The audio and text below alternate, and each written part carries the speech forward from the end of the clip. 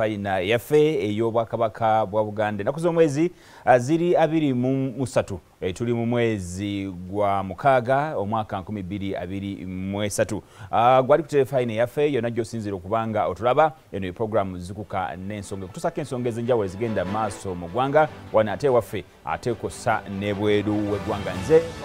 Mugave katandike ebiterevu ne bwe bwazibidde nga nkutusako amawulire ag'ennaku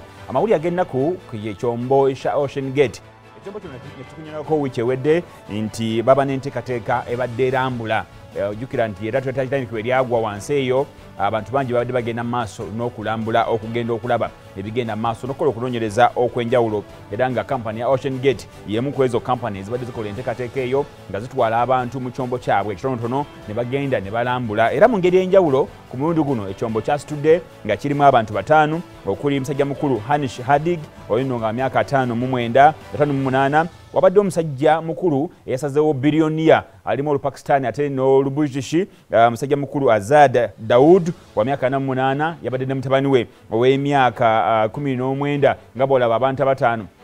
abali awo Sulaiman Daud mutabani w'oli Zahad Daud ate gwe bagenze naye wansi eyo ebintu bigaana musajja Omufaransa Paulo Henry oyo nno nga Titanic expert abadde agenda ku Titanic eyo wansi okumala enfunda eziwera era nga avaayo nannyonnyola ensonga nnyingi ezikwata ku Titanic ate ne Stockholm Rush oyo nno nga CEO we kampani eyo Ocean Gate naye nga obulamu bwe obulala obw'enjawulo bubadde ku ocean nga akkirira wansi eyo n'akomawo n'ebintu bingi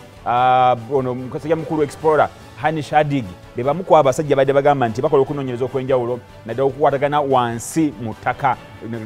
twogera ku nsonga y'amazzi naye bwe bagenda olunaku lwali lwa Sande amazima gali nti amawulire agamu gatasobola okufuluma nti baali bakamala okukkirira wansi miles eziwera ate ekyombo ekyo ne kigenda ne kifuna obuzibu awo olaba enteekateeka yali akuba nti bakifulumya okuba nti kikka wansi era bwe kyamala okukka wansi ne kigenda bagamba kirabika kyafuna okubwatuka munda mu kyo era abantu abo ne bafiirawo wabaddewo okunoonyereza kwa wiiki namba nga baagala okumanya ddala ki ekyabaawo naye ekyamazima kiri nti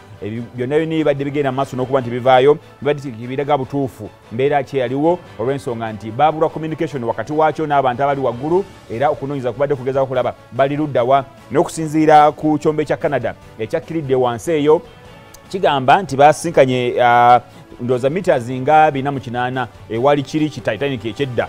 mita zinga 48 okumpimpi awo nga weewali ate ebipapajjo bya gyoyinza okuyita ekyombo ekyo ekyabadde kikkiridde wansi mu mazzi embeera si nnungi era bw'oba otunuulira okulaga Titanic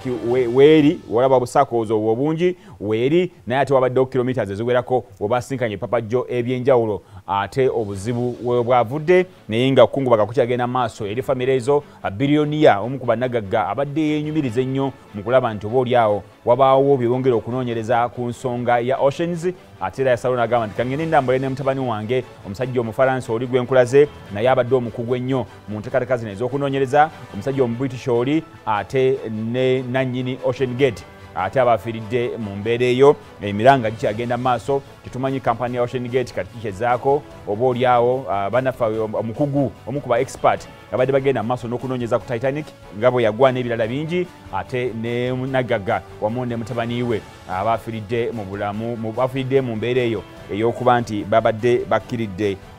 ku Ocean okubaako ebintu ebyenjawulo banoonyereza ng'emawulire ag'ennaku era obubaka bwavudde mu bannaffe obubaka bwolaba obwo bwa Ocean Gate abagambye kati bakkiriza nti senkulu waabwe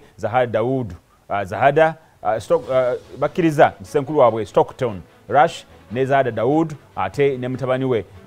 Sulaiman Daud ne Hanish Hadig ne Paul Henry bafiiridde mu mbeera eyo okunoonyeza kukyagenda maaso okumanya ddala ki ekyabaawo naye kigambibwa nti okubwatuka bwe kwali munda omwo kyereka bafiirawo tewaliwo mbeera yonna gye bali bayinza communicatinga n'abantu bawaggulu yadde okubategeeza nti oba olyawo bafunyemu embeera etali nnungi era tewaliwo nnyo kwogerezaganya nabo tunaalinda tulabe ebirala bye banasobola okuzuula singa banayongera okumanya epapajja ebyo n'ebirala ebibiriko naye embeera bwetyo bweri babadde kumpi eyo Titanic eyo wansi ne badde batera nnyo abantu okugendayo ne bagezako okulambula n'okuzuula ebintu bingi ku mulundi guno babadde bakkiriddeyo era okwongera okulambula naye ekyombo kirabika nekitatambula bulungi yembeera ye yabaddewo kati gyemiranga ekiradde giri ku bannaffe balubbira abagezako okukola okunoonyereza okwenjawulo wansi mu mazzi embeera yabaddewo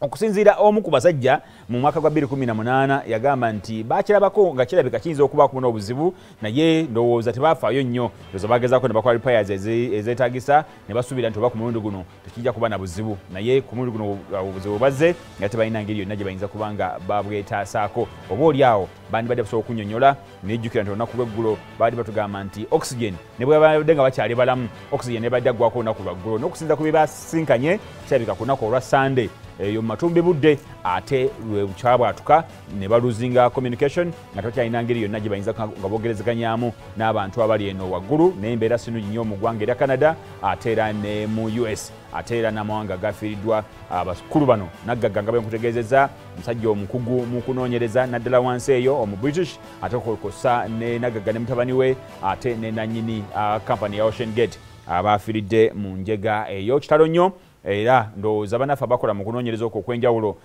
n'abadde bakola okulambula okwenjawulo embeera eno si nnungi era si mawulire malungi tujja kulinda tulabe bagenda maaso n'okuba nti batutegeeza amawanga ag'enjawulo gatandise okuleeta obubaka obukubagiza ate n'okwongera okulaba nti okunoonyereza kugenda maaso n'okuzodda kikyaleese obuzibu obwo abakulu abo okuba nti bafiiridde mu kyombo ekyo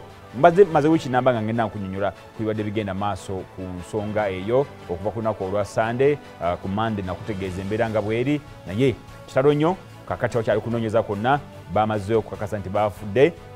era kati looza banaafuna ngeri bajjayo bipapajja ebyo nakwongera kukola kunoonyereza kwanjawulo kitalo nnyo twongere okusaasira famire era ng'obubaka butandise okuba nga bujja bwetukomawo wadde mu ggwanga lya Uganda byo bingi ebigenda maaso mu ggwanga nyongera okwebaza bannaffe n'okulisa aba CBS FM olunaku lwaigulu badde bagoza emyaka 27 CBS yatandika zaali nnaku za mwezi 22 omwezi gwali gwa mukaaga mwaka 1996 lwe batandika okugenda maaso n'okugulawo mu kutogo gwa FM nadde njogako ku kona ey'abakulu abaaliwo ebiseera ebyo nga boogera ku nteekateeka gye balina ne vision Katonda gy'ayambye nti n'okusawa ya leero bakyali ku mulamwa era bakyali banantemeggwa mayengo g'ebyempuliziganya abakolewo ku CBS olunaku lw'eggulo bangi ababadde ku mpewo era ne bagenda okukola programs ez'enjawulo ekyabadde